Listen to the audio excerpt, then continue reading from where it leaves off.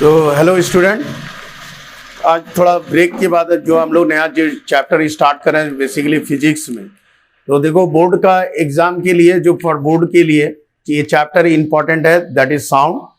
तो 2-3 chapter is very important, specially light chapter lens जिसमें आता है इंपॉर्टेंट है, उसी तरह से साउंड इंपॉर्टेंट है और एक इलेक्ट्रिसिटी। ये 3 चैप्टर आप लोगों के लिए बहुत ही इंपॉर्टेंट है, इसको अच्छी तरह से आपको पढ़ना है। ऐसे तो आपको अदर चैप्टर्स भी है, वर्क है, वो भी इंपॉर्टेंट है, लेकिन आपको ये जो 3 चैप्टर है ये एकदम सबसे ज्यादा इंपॉर्टेंट है। इसको आपको अच्छी तरह से पढ़ना है। क्वेश्चन भी इसी से ज्यादा ट्रिकी टाइप का क्वेश्चन आता है और न्यूमेरिकल्स भी है, तो इसीलिए इस चैप्टर को भी अच्छी तरह से सीरियसली लेना, साउंड चैप्टर को। ठीक है, साउंड जो है हम लोग क्लास 8-9 से ही पढ़ते हैं, फिर 10 में है। तो साउंड एक्चुअली बेसिकली देखो क्या है, ये व्हाट इज साउंड, हम लोग यहां से स्टार्ट करेंगे। ठीक है, तो sound basically what do you mean by sound. तो sound is a kind of energy है। साउंड एक तरह का क्या है, एनर्जी है। तो साउंड जो है स्टार्ट करते हैं, व्हाट इज साउंड। तो sound is a kind of, it is a form of energy. तो व्हाट इज साउंड, तो sound is a form of energy. It is a form of energy, एक energy का रूप है। And that produce sensation, that gives the sensation to our ears. तो ये क्या करता है, इट गिव्स द सेंसेशन, ये हमको सेंसेशन प्रोड्यूस करता है। You can say that it produce sensation. So it produce sensation to our, किसको, कानों में, ईयर में। तो देखो चैप्टर को जो हम लोग पढ़ते हैं, देखो बोर्ड में ऑलरेडी प्रेस्क्राइब किया गया, बताया है बोर्ड का। आज से जब शुरू में ही आपका स्टार्ट किया था, आपका सिलेबस दिया था बोर्ड ने, काउंसिल ने, तो वहां पे लिखा हुआ था क्वेश्चन जो आएगा वो कंसेप्ट बेस होगा। वहां लिखा हुआ है कि जो वैसा क्वेश्चन को बच्चे को कैसे पढ़ना है, तो समझ के पढ़ना है। कंसेप्चुअल क्वेश्चन आएगा, जो कंसेप्ट से रिलेटेड क्वेश्चन आएगा। इसीलिए चैप्टर को आप आराम से समझ के पढ़ो, उसका मीनिंग को समझो क्या है। तो ये जो फॉर्म ऑफ साउंड क्या है, एक तरह का एनर्जी है। और ये एनर्जी कैसे, ये एनर्जी क्या प्रोड्यूस करता है, सेंसेशन देता है। It produce sensation to our ear, कानों में सेंसेशन देता है और हमको सुनाई देता है। अब सवाल उठता है क्या, देखना यहां ठीक से। अब सवाल उठता है ये जो एनर्जी है ये कहां से आता है, एनर्जी आया कैसे साउंड में। तो साउंड में क्या होता है एक्चुअली में, जैसे सोर्स ऑफ साउंड है, what is that is source of sound. कोई भी साउंड कहां से प्रोड्यूस होता है, एनी वाइब्रेटिंग बॉडी, जो भी वाइब्रेटिंग बॉडी है, vibrating body means that body which vibrate. So vibrating body produce sound. ये sound produce करता है। It means that vibrating, if the body is vibrate, it form a kind of waves that is in the form of energy. वो क्या है, energy है। और ये जो वाइब्रेट करता है, तो जिसके कारण से मीडियम में जब वाइब्रेट होता है तो particles of the medium also क्या होता है, वाइब्रेट करता है। एक क्रिएट होता है वेव, और that is in the form energy, and this produce sensation. ये क्या प्रोड्यूस करता है, सेंसेशन। ध्यान से सुनना आप। तो ये हमारा हुआ साउंड, क्लियर। अब देखो साउंड में क्या होता है, एक ऑडिबल रेंज ऑफ साउंड होता है। आप लोग सुनिएगा, पढ़ाई कर रहे हो आप लोग, ये ध्यान देना, सुनना जरूरी है। तो एक होता है ऑडिबल रेंज, सुनिएगा, ऑडिबल रेंज। ऑडिबल रेंज का मतलब नाम ही है ऑडिबल, मतलब हमको सुनाई कहां से कहां तक देगा। यहां देखो ठीक से, तो 20 हर्ज टू 20,000 हर्ज, 20,000 हर्ज, ये हमारा रेंज है, ऑडिबल रेंज। इससे कम कभी सुनाई नहीं देगा, इससे ज्यादा कभी नहीं सुनाई देगा। ये फ्रीक्वेंसी है, इतना फ्रीक्वेंसी। तो इतना जो फ्रीक्वेंसी है, इससे कम 20 हर्ट्ज से कम का फ्रीक्वेंसी सुनाई नहीं देगा, और 20,000 हर्ट्ज से भी ज्यादा का सुनाई नहीं देगा। तो ये जो बीच का गैप है, यही है ऑडिबल रेंज, इसी को बोलते हैं ऑडिबल रेंज। समझ रहे हो बात को। अब हर्ज का मतलब क्या है, ये यूनिट है, किसका है यूनिट बोलो, हर्ज किसका यूनिट होता है, फ्रीक्वेंसी का। किसका यूनिट है, फ्रीक्वेंसी का, ध्यान रखिएगा। और हर्ज का मतलब क्या होता है, सुनो तुम लोग, हर्ज जो है फ्रीक्वेंसी का यूनिट है, और हर्ज का मीनिंग होता है, क्यों नाम पड़ा हर्ज, सुनोगे इधर, हर्ज नाम क्यों पड़ा, दूसरा क्यों चीज में नाम दिया, क्यों एग्जैक्ट दिखते हैं, हर्ज मीन्स होता है पर सेकेंड, इट मीन्स दैट पर सेकेंड, इसका मीनिंग है पर सेकेंड, समझो ये हर्ज पर सेकेंड क्या, तो नंबर ऑफ वाइब्रेशन पर सेकेंड, तो दैट इज फ्रीक्वेंसी का यूनिट यही हुआ हर्ज, that is number of vibration, vibrating body का नंबर ऑफ वाइब्रेशन कितना होता है इन 1 second, that is it frequency. अब मान लो सपोज 50 टाइम्स कोई वाइब्रेटिंग बॉडी किया 1 सेकेंड में, तो उसका फ्रीक्वेंसी कितना हो गया 50, अगर 100 टाइम्स हो रहा है 1 सेकेंड में तो 100, तो ये फ्रीक्वेंसी का मतलब हुआ नंबर ऑफ वाइब्रेशन, ठीक है, किसी भी मीडियम ऑफ द पार्टिकल का जो वाइब्रेट हो रहा है तो वो कितना सेकेंड पर सेकेंड हो रहा है, या वाइब्रेटिंग बॉडी जो पार्टिकल्स है कितना मूव कर रहा है बॉडी, ठीक है। अब जैसे मान लो एक बॉडी है, समझो ये एक बॉडी है और ये वाइब्रेट कर रहा है, एक बार इधर और एक बार इधर, ये एक बार मूव कर रहा है, एक बार इन पोजीशन से, तो 1 सेकेंड में कितना बार मूव किया, ठीक है। अब देखो ये तो समझ में आया, तो ये ऑडिबल रेंज हो गया, समझ में आ गया। तो फ्रीक्वेंसी क्या हुआ, it is A number of क्या वाइब्रेशन इन 1 सेकेंड। अब देखो यहाँ पे जो रेंज आता है, यहाँ जो हमने कहा था फ्रीक्वेंसी, देखना अगर फ्रीक्वेंसी एकदम याद रखिएगा, फ्रीक्वेंसी जो है ई फ्रीक्वेंसी इज मोर देन 20,000, अगर 20,000 हर्ट्ज से ज्यादा है तो देन इट इज कॉल्ड, ये क्या कहलाएगा, so frequency is more than 20,000 hertz, then it is called what, ultrasonic, then it is called ultrasonic, एकदम लेयर वाइज दिमाग में रखो, तो अल्ट्रासोनिक साउंड कहलाएगा, अल्ट्रा मीन्स मोर देन 20,000, बोलते ना अल्ट्रा, आप लोग बहुत सारा जगह में यूज करते हैं, ये प्रोडक्ट में बोलते ना अल्ट्रा है, तो मैं ज्यादा है, बहुत अच्छा है, सुपर से भी ज्यादा अल्ट्रा एड उड देता है, अल्ट्रा वाइड सुनोगे देता है अल्ट्रा वाइड, तो अल्ट्रा वाइड का मतलब क्या, वाइड से भी ज्यादा वाइड, एक प्रचार के लिए एक तो देता है कि सुपर वाइड, सुपर वाइड की जगह में अल्ट्रा वाइड, तो ये हुआ frequency when more than 20,000 hertz, then it is called ultrasonic, clear.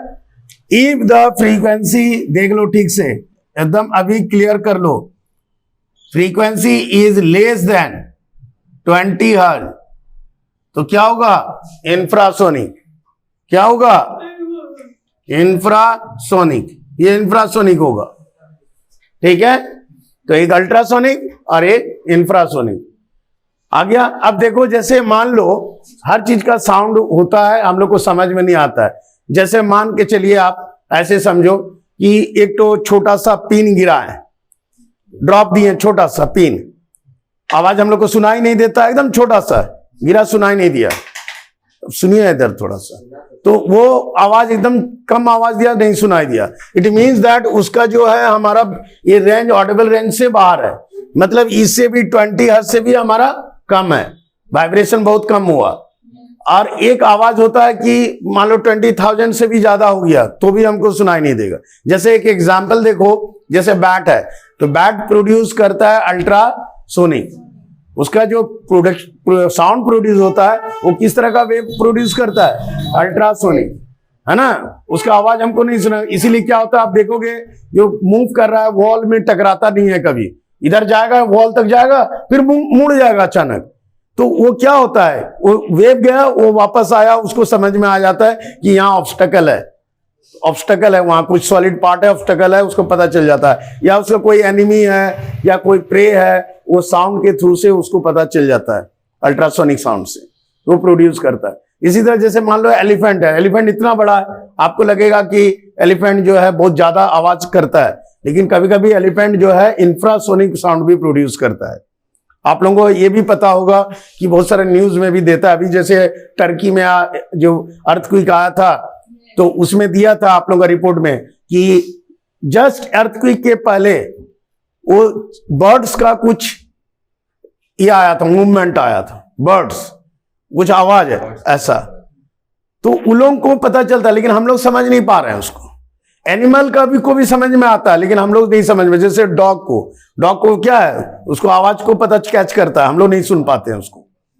तो ये सब जो साउंड होता है, कुछ साउंड ऐसा है कि जो अगर ऑडिबल रेंज के अंदर है तभी हमको समझ में आएगा, तभी हमको सुनाई देगा, लेकिन इससे कम या इससे ज्यादा हमको सुनाई नहीं देगा। समझ में आ रहा है? क्लियर? जैसे डॉग सबको, उन लोगों को सुनाई देगा, लोगों को ऑडिबल रेंज ज्यादा होता है, हम लोग का ऑडिबल रेंज कम है। क्लियर? तो ये चीज है। तो ये हमारा हो गया इंफ्रासोनिक। यहां तक कोई दिक्कत? क्लियर? एकदम आराम से एक एक करके जल्दी से समझते जाओ। तो ये हमारा था ये part, that is called frequency, ultrasonic and infrasonic sound. ठीक है? क्लियर? बोलो। तो ये अब देखो आगे आते हैं, that is velocity of sound. Velocity equal to क्या होता है? F into lambda. लेमडा क्या है? वेवलेंथ है। एफ क्या है? फ्रीक्वेंसी है। और वी हमारा वेलोसिटी है। तो velocity equal to F into lambda. Wavelength क्या है? यहाँ पे थोड़ा सब जा रहा है, देखो लेमडा क्या है? वेवलेंथ। यहाँ पे थोड़ा समझिएगा, आप लोग पढ़ाई पे ध्यान दो, आप लोग बात करते रहते हो, ये एक प्रॉब्लम है। अब देखो वेवलेंथ क्या है? वेव का लेंथ, सिंपल है। अब वेव लेंथ नाम ही है वेव लेंथ, तो एक वेव का, एक कंप्लीट वेव का जो लेंथ होगा उसको वेव लेंथ बोलेंगे। जैसे मान लो यहां से वेव चालू हुआ और ये आया और फिर नीचे आया और फिर एक वेव आया, फिर ऐसे आया, तो ये जो वेव है देखो, अब तो ये जो मेरा वेव बन रहा है, एक कंप्लीट वेव यहां से यहां, ये कंप्लीट वेव कहां है? यहां से लेके यहां तक, तो ये जो लेंथ हुआ इसी को बोलेंगे वेव लेंथ। एक वेव, एक कंप्लीट वेव, या फिर यहां से यहां एक कंप्लीट वेव। सर दोनों लाइन का बीच का पार्ट है उसको, दोनों लाइन का आप यहां से भी ले सकते हो, ये पार्ट से ये पार्ट, बात एक ही है। नहीं एक हाँ क्या ये दोनों, ये हमारा एम्पलीट्यूड है। बता रहे हैं। हाँ हाँ ठीक है। देखो अब देखिए यहाँ पे, तो ये वेव लेंथ हुआ, यहां देखोगे थोड़ा, और एम्पलीट्यूड बता रहे हैं, ये देखो ये वाला, ये हमारा एम्पलीट्यूड है। मैक्सिमम ध्यान दीजिएगा, maximum displacement from its mean position, particle का। किसका?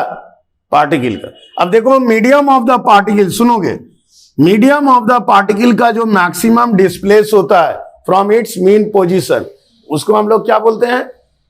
एम्पलीट्यूड। ठीक है? जितना मैक्सिमम मीन पोजीशन से मैक्सिमम डिस्प्लेस होता है वो पार्टिकल, जैसे ये यहां से गया, यहां तक आया, फिर वापस आ गया, तो मैक्सिमम डिस्प्लेसमेंट क्या हुआ? यहां से यहां तक। ठीक है? वो डिस्टेंस, या फिर यहां से यहां तक, तो ये हमारा क्या कहलाएगा? एम्पलीट्यूड। ध्यान दो थोड़ा, ये एम्पलीट्यूड कहलाया। ठीक है? तो क्लियर? तो फॉर्मूला हमारा ये था, फ्रीक्वेंसी इंटू वेवलेंथ। अब यहां देखना, अब ये टर्म एक देखो इंपॉर्टेंट आता है कि मैकेनिकल वेव्स और इलास्टिक वेव क्या है। What do you mean bye waves is an elastic in nature. और कभी कभी क्वेश्चन आता है कि sound wave is a mechanical in nature. How can you say that? How can you say that sound wave is a mechanical wave, है ना? और sound wave is an elastic nature या इलास्टिक वेव। कैसे है? तो देखो इसको समझेगा ध्यान से। जो भी पार्टिकल्स ऑफ द मीडियम जब मूव करता है तो it change potential energy change into kinetic energy, और kinetic energy change into potential energy, vice versa. तो the particles of the medium in sound wave, the particles of the medium क्या होगा? Convert into potential energy into kinetic energy, और kinetic energy into potential energy. That's why it is called mechanical wave. For this reason, sound waves has a mechanical characteristic. Mechanical waves और elastic in nature. Elastic का मतलब क्या होता है? आप stretchable खींच दिया, वापस आ गया। तो यहां भी एक तरह का स्ट्रेचेबल है between potential and kinetic. Potential से काइनेटिक, काइनेटिक से, सुनो तो ये इलास्टिक नेचर दिखा रहा है ना, वापस आ जा रहा है, ऐसे समझो। पोटेंशियल से काइनेटिक, काइनेटिक से पोटेंशियल, तो ये क्या हुआ? इलास्टिक नेचर, इसलिए ये क्वेश्चन आता है। तो ये याद रखिएगा, मैकेनिकल energy mechanical waves का why it is called mechanical wave? Because sound wave, in sound wave when sound produced, the particles of the medium possess or convert potential energy into kinetic or kinetic energy into potential. That's why. अब देखो यहाँ पे ये wave जो है दो तरह का होता है. एक होता है longitudinal waves, सुनेगा ठीक से, longitudinal. भले समझोगे तो खाली नाम याद करने से नहीं होगा. लॉन्गिट्यूडिनल वेव्स क्या होता है? लॉन्गिट्यूडिनल वेव्स सॉलिड में होता है, लिक्विड में, in liquid, inside the liquid, ना कि लिक्विड के सरफेस में. याद रखिएगा, क्वेश्चन आता है एमसीक्यू में भी आ सकता है. तो इन सॉलिड, लिक्विड, खाली लिक्विड नहीं लिखना है, इनसाइड द लिक्विड, लिक्विड के अंदर, नॉट सरफेस. ट्रांसवर्सल वेव आता है on the surface of liquid और इन गैस, तीनों में आता है. लेकिन लिक्विड में क्या लिखना है? Inside the liquid. ये आ गया लॉन्गिट्यूडिनल. लॉन्गिट्यूडिनल में क्या होता है? याद है ना, कीवर्ड है कि द पार्टिकल्स, याद सुनना, the particles of the medium जो होगा, it moves along the direction of propagation of sound wave. तो हम क्या बोले? पार्टिकल्स ऑफ द मीडियम, ये इंपॉर्टेंट है. पार्टिकल्स ऑफ द मीडियम का जो पार्टिकल्स है ये मूव करेगा किधर? मूव अलोंग द, ये कीवर्ड है, along the direction, along the direction of क्या? प्रोपोगेशन. प्रोपोगेशन किसका? Of sound wave. समझ रहे हैं? प्रोपोगेट मतलब आगे जाना, जिधर साउंड वेव ट्रेवल कर रहा है उसी डायरेक्शन में जाएगा. जैसे मान लो, देखिए ये साउंड वेव ऐसे जा रहा है, कैसे जा रहा है? यहां. तो साउंड वेव का प्रोपोगेशन इधर है, देखो.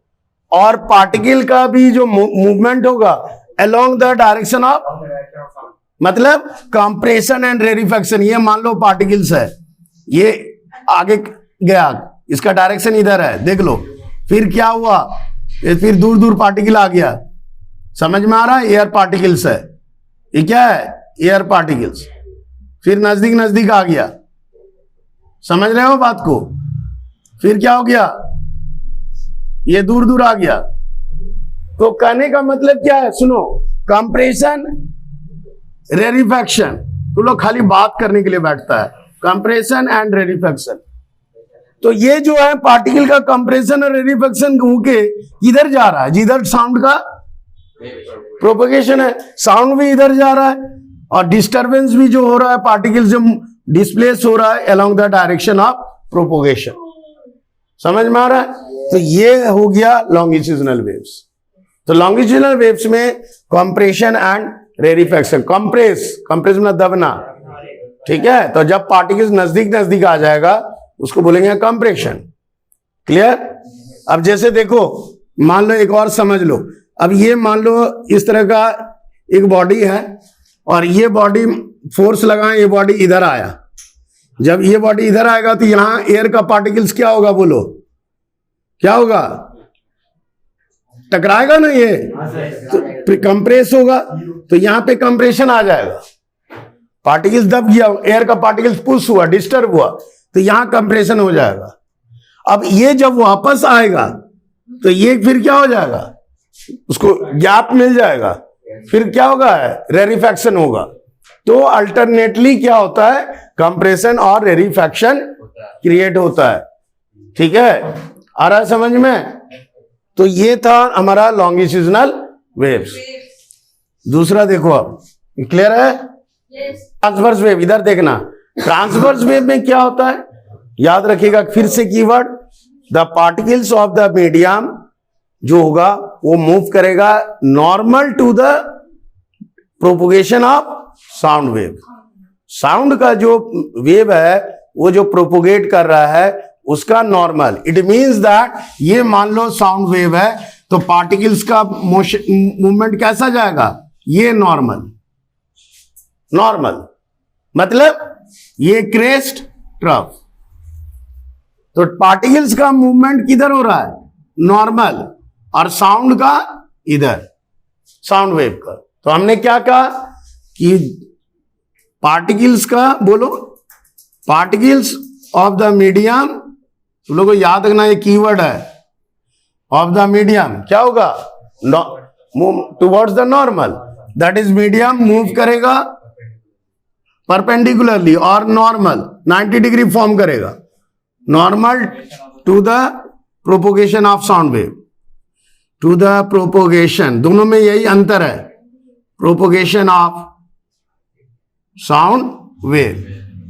ये साउंड वेव का नॉर्मल होगा, मतलब it form crest and trough. तो यहां पे क्या फॉर्म करेगा, क्रेस्ट एंड ट्रफ, ये ट्रफ फॉर्म करेगा, तभी तो नॉर्मल होगा। ये जा रहा है इधर, पार्टिकल्स ऑफ द मीडियम ऐसे जा रहा है, ऐसे ऊपर गया फिर नीचे, तो ये नॉर्मल हो रहा है, ठीक है। तो ये था हमारा ट्रांसवर्स वेव।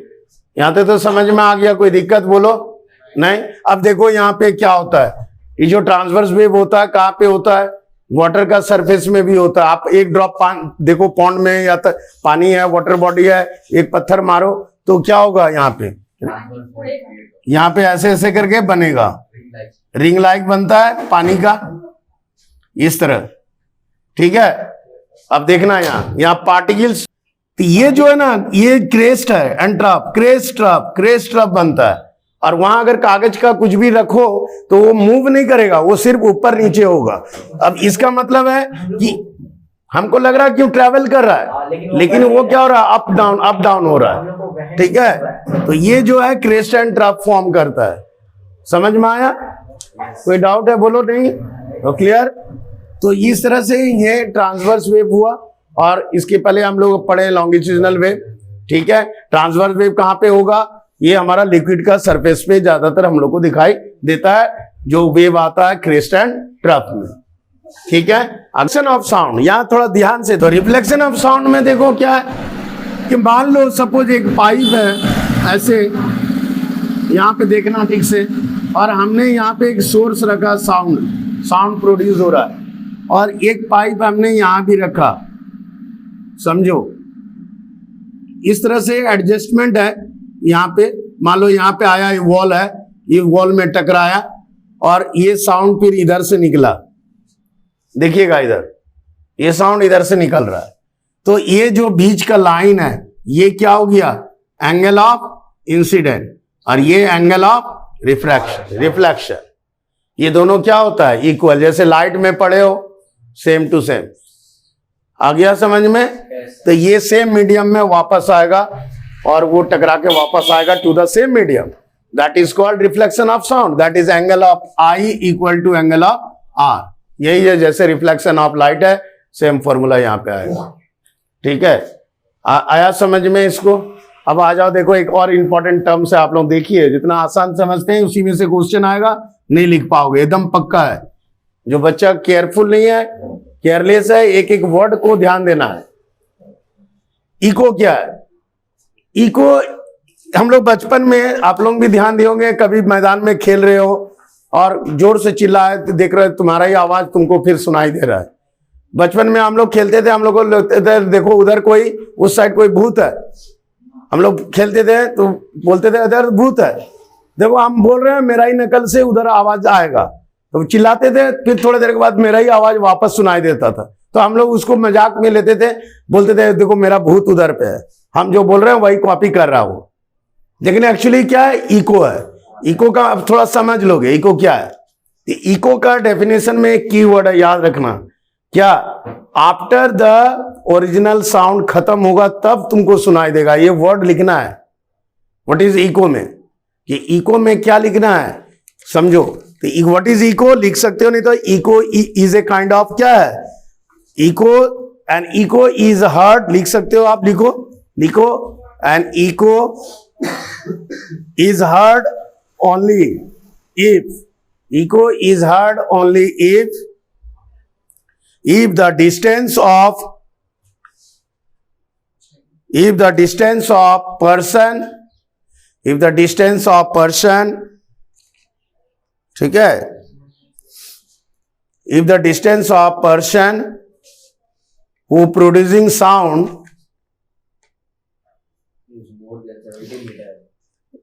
साउंड, लिखे ना, producing sound with more than 17 meter or at least 17 meter to the obstacle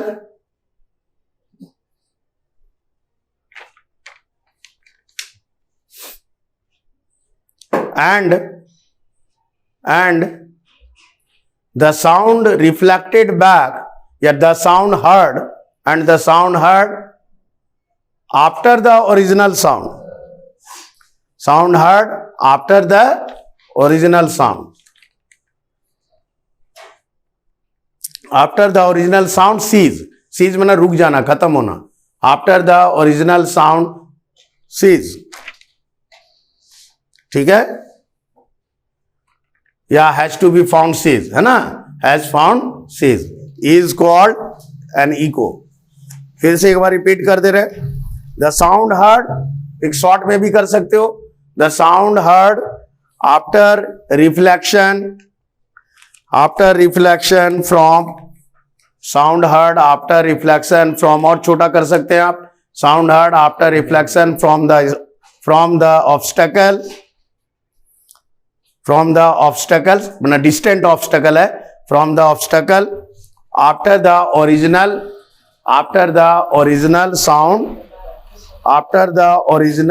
sound, लिखे, after the original sound has ceased, after the original sound has ceased, मतलब सिंपल है कि सर्टेन डिस्टेंस में obstacle है, मेरा sound गया वहां से और वो ऑब्स्टेकल से टकरा के वापस आ रहा, तो जब मेरा साउंड, ओरिजिनल साउंड खत्म हो जाएगा, उसके बाद वो मेरा ही साउंड हमको सुनाई देगा।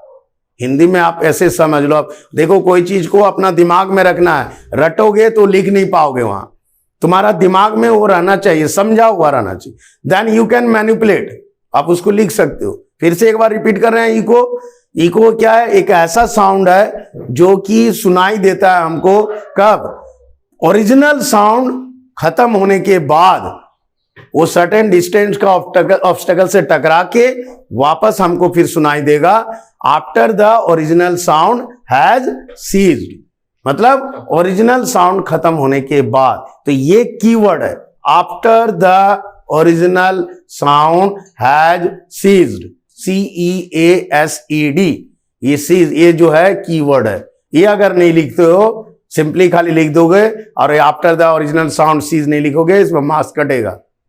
तो ये कीवर्ड है ना, तो ये क्या कहलाया, इको कहलाया। अब देखो इसका कंडीशन होता है, इको समझ में आया। तो इको में क्या है, मान लो हम यहाँ पे एक आदमी खड़ा है और ये यहां से इसका साउंड निकला और सर्टेन डिस्टेंस में जाके टकराया, अब फिर से वापस आ रहा है, लेकिन यहां आते आते इसका ओरिजिनल साउंड खत्म हो चुका है। तो ये वर्ड क्यों यूज किया है, कीवर्ड, कि ओरिजिनल साउंड खत्म होने के बाद, ये कीवर्ड क्यों है, इसको समझो। क्योंकि ओरिजिनल साउंड अगर खत्म नहीं होगा तो ये जो वापस टकरा के आ रहा है और ये जो बोल रहा है ओरिजिनल साउंड, दोनों ओवरलैप कर जाएगा। जब ओवरलैप कर जाएगा तो वो साउंड तुमको सुनाई देगा, अपना ही साउंड में ओरिजिनल में क्या हो रहा है, ओवरलैप कर। अभी जैसे हम आपको बता रहे, अब मेरा साउंड अभी इको सुनाई दे रहा है क्या, क्यों नहीं सुनाई दे रहा, कि हम जो बोल रहे हैं रिफ्लेक्ट होके आके ओरिजिनल साउंड में ओवरलैप कर जा रहा है। समझ रहे हो ना, बहुत कम का डिफरेंस है, 17 मीटर नहीं है। तो क्या होता है, ओवरलैप होने के कारण आपको पता नहीं चलता, आपको इको सुनाई नहीं देगा। अब फिर सुनना, समझ रहे हो बात को। अब इसमें कंडीशन है, इसका मतलब क्या है, इसका मतलब है ये बायोलॉजिकल सेंस है। आप देखिएगा इधर, आप लोग बात कर रहे हो, पहले सुनो, ये बायोलॉजिकल सेंस है, हमको कान है ना, ये सब क्या है, बायोलॉजी है, यहाँ बायोलॉजिकल भी है चीज। कोई चीज सुन रहे हैं हम लोग तो क्या है, हमारा नर्वस सिस्टम, सेंसरी ऑर्गन है। अब हमारे कोई भी जो साउंड है हमारा दिमाग में परजिस्ट करता है, रहता है 0.1 सेकेंड, याद रखिएगा। तो 0.1 सेकेंड के लिए जो ये साउंड जो है हमारे दिमाग में रहता है, आप ये बोल सकते हो हमारे कानों में गूंजता है 0.1 सेकेंड। अब 0.1 सेकेंड तक के अंदर अगर कोई साउंड आ गया तो हमको सुनाई देगा क्या, इको, ओवरलैप कर जाएगा। तो जो साउंड वापस आएगा ये एटलीस्ट 0.1 सेकेंड होना चाहिए। 0.1 सेकेंड के पहले अगर वापस आ जाएगा तो इको प्रोड्यूस नहीं होगा। यही कंडीशन इंपॉर्टेंट है। क्यों? ऐसा कारण क्यों है? बिकॉज 0.1 सेकेंड तक ये साउंड जो है हमारा क्या करता है? परसिस्ट करता है ब्रेन में या ईयर में, वो साउंड रहता है। समझ गए? अब सवाल उठता है कि भाई 0.1 सेकेंड जो लगेगा साउंड को आने में, तो डिस्टेंस कितना होना चाहिए? तो आप ऐसे भी निकाल सकते हो। हम लोग जानते हैं क्या होता है डिस्टेंस इक्वल टू, बोलिए। Distance equal to velocity into time. ठीक है, अब यहां पे आप कैलकुलेट कर सकते हो। डिस्टेंस जा रहा है आ रहा है तो कितना हो जाएगा? 2d हो जाएगा, जाना आना। तो 2d equal to velocity of sound अगर जोड़ते हैं 330 इंटू ये लेते हैं। अगर हमको टाइम अगर मालूम है तो टाइम कितना है? 0.1। हमारे दिमाग में कितना रहना चाहिए? परसिस्ट करता है 0.1। तो इसको सॉल्व करके देखिएगा, डी का वैल्यू आएगा करीब 17 मीटर नियर अबाउट। आया समझ में? अगर इसको सॉल्व करते हैं तो क्या आएगा देख लो। अब 330 इंटू 0.1 बाई 2 इंटू क्या होगा? ये हटा दो 10, ये 0 0 कैंसिल करो, ये काटो, क्या होगा? नियर अबाउट 33 मैंने 34, ये करीब करीब 16.5 आ रहा है। दिख रहा है? 16.5। ये देख लो, इधर हमने आपको यहां निकाल दिया 16.5। तो 16 आप लोग बात मत करो, इधर देखिए आप सभी। तो 16.5 मीटर आएगा। तो हम लोग इसको राउंड ऑफ 17 किए हैं। आप 16.5 भी लिख सकते हो। लेकिन सुन लो आप, लेकिन फिर से समझो, लेकिन ये जो इको होता है सब जगह एक समान नहीं होता। क्यों? क्योंकि आप देखो ये साउंड का वेलोसिटी है 330, समझोगे? इधर देखो, ये 330 मीटर इस पे वेरी करेगा। ये पार्ट वेरिएबल है, ध्यान दीजिएगा, मजाक नहीं करना है। और यहां पे क्वेश्चन इसी में घुमा देता है, ट्विस्ट करता है। अब ये पार्ट वेरिएबल है, जरूरी नहीं है 330 मीटर पर सेकेंड हो साउंड का। ये किस पे डिपेंड करता है? मीडियम पे, कंडीशन पे, टेम्परेचर पे, ह्यूमिडिटी पे, बहुत सारा पे डिपेंड करता है। कहीं पे 330 होगा, कहीं पे थोड़ा ज्यादा होगा, कहीं थोड़ा कम होगा। तो ये जो है कभी कभी क्वेश्चन आता है। अब आपको बता दे रहे हैं, सपोज देखिए आप, वेलोसिटी अगर टेम्परेचर ज्यादा है तो वेलोसिटी क्या हो जाएगा? कम होगा, बढ़ेगा। ह्यूमिडिटी ज्यादा है, वेलोसिटी बढ़ेगा। तो ये जो वेलोसिटी है ये वेरिएबल है, इट इज नॉट फिक्स। ये मीडियम पे डिपेंड कर रहा है, टेम्परेचर पे डिपेंड कर रहा है। ठीक है, आया समझ में? तो इको का हम लोग स्टैंडर्ड मान के चल रहे हैं, ये इतना होता है, बट इट इज वेरिएबल। ये डिपेंड करता है इसके वेलोसिटी पे, वेलोसिटी ऑफ साउंड मीडियम पे, है ना? समझ में आ गया? कोई दिक्कत? अब देखो वेलोसिटी पे आप आ जाओ। वेलोसिटी पे क्या होता है? अगर सॉलिड है, सॉलिड मीडियम में साउंड का वेलोसिटी कम होगा कि ज्यादा होगा? ज्यादा होगा। लिक्विड में उससे थोड़ा कम, और गैस में और कम। ठीक है, क्यों ऐसा होता है? क्योंकि पार्टिकल जितना नजदीक नजदीक रहेगा, डिस्टरबेंस पार्टिकल का उतना ज्यादा होगा, फास्ट होगा। तो हमको याद रखना है कि साउंड जो ट्रेवल होता है, particles of the medium do not travel, but particles of disturbance get travelled. The particles of the medium disturb the other particles, and other particle also disturb the next other particles. It means that particle itself completely do not move, अपना place से displace नहीं होता है, वो होता है फिर वापस आ जाता है ओरिजिनल पोजीशन में।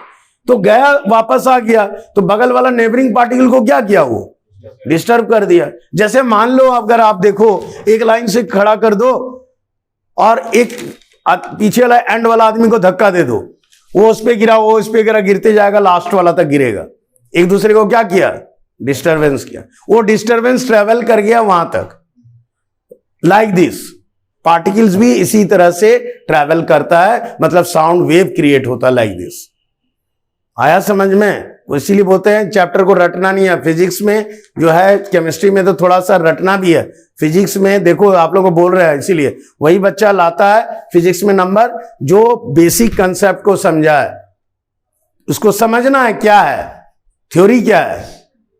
तो यहां पे साउंड समझ में आ गया, ये साउंड में आया, क्लियर है कि नहीं बोलो, है ना। तो ये इको का कंडीशन था, ये ध्यान रखना है। तो इको का ये जो कंडीशन है ये वेरी करता है वेलोसिटी पर, ये डिपेंड कर रहा है हमारा दो चीज पे, दैट इज 0.1 सेकेंड पर एग्जिस्ट कर रहा है, और डिस्टेंस कितना होना चाहिए एटलीस्ट, ठीक है। तो साउंड जो सुनिएगा आप, साउंड जो प्रोड्यूस होता है ये ऑब्जेक्ट के ऊपर भी डिपेंड करता है, उसका सरफेस एरिया। आप लोग जो कोविड स्टार्ट हुआ था तो कोई आदमी क्या किया, थाली निकाल के बजाया, हमारा प्राइम मिनिस्टर बोले थे जो आज थाली बजाइए, समझिएगा। तो वो क्या होता है, क्यों समझोगे, घर में बहुत सारा चीज साइंटिफिक है, हम लोग मंदिर में घंटी बजाते हैं, घर में भी घंटी बजाते हैं, तो उसका क्या कारण है समझो। उसका कारण है, सुनिएगा, कि जो साउंड प्रोड्यूस होता है सर्टेन फ्रीक्वेंसी में, जब साउंड प्रोड्यूस होता है तो मे बी जो बैक्टीरिया है वो they are also get disturb, वो बैक्टीरिया वहां से हट जाता है, भाग सकता है, भाग चला जाता है, क्योंकि ये साउंड जो है वो वाइब्रेशन से, उसका सर्टेन फ्रीक्वेंसी से उसका इफेक्ट पड़ता है। तो ये जो घंटी बजाते हैं इसका भी साइंटिफिक रीजन है। अब देखे होगे घंटी में कि गोल सा राउंड शेप होता है, छोटा है लेकिन आवाज ज्यादा करता है, क्यों, क्योंकि उसका सरफेस एरिया बड़ा है। तो अगर सरफेस एरिया बड़ा होगा तो साउंड भी ज्यादा प्रोड्यूस करेगा।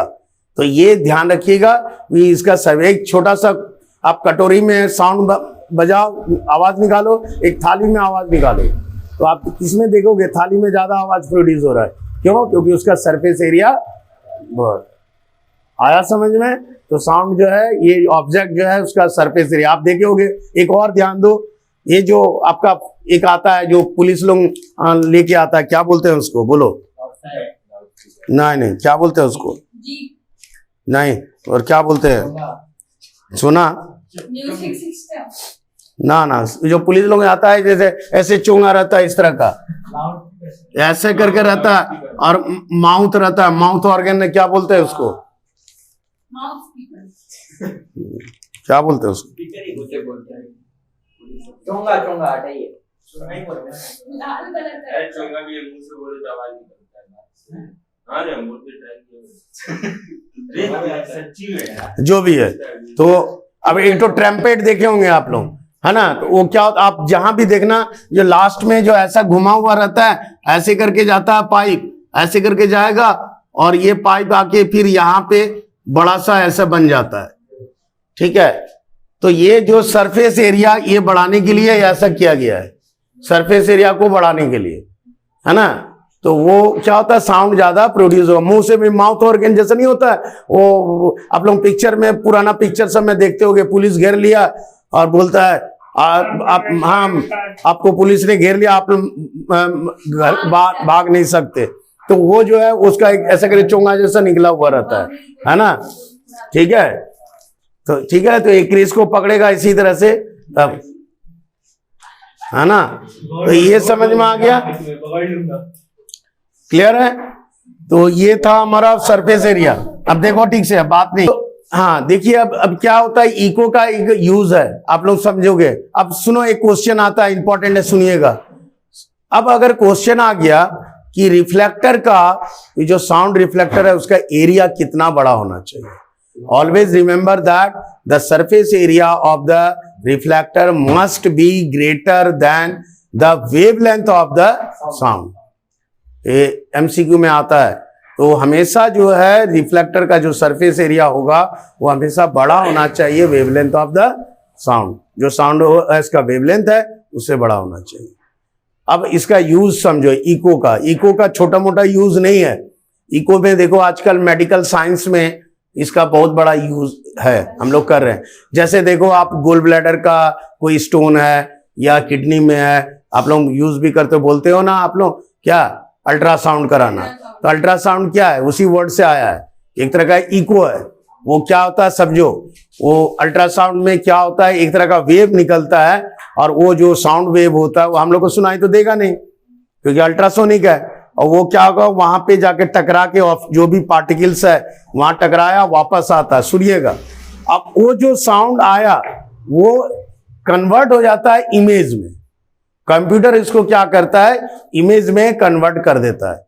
तो इमेज में जब कन्वर्ट होता है तो कंप्यूटर उसको कन्वर्ट कर दिया इमेज में, वो हमको दिखाई देता है और उसी का हम लोग प्रिंट आउट निकाल के या डॉक्टर उसको इमेजिन करता है, यहाँ पे है लोकेशन, लोकेट कर पाते हैं हम लोग। तो इको का एक बहुत बड़ा यूज है हमारा।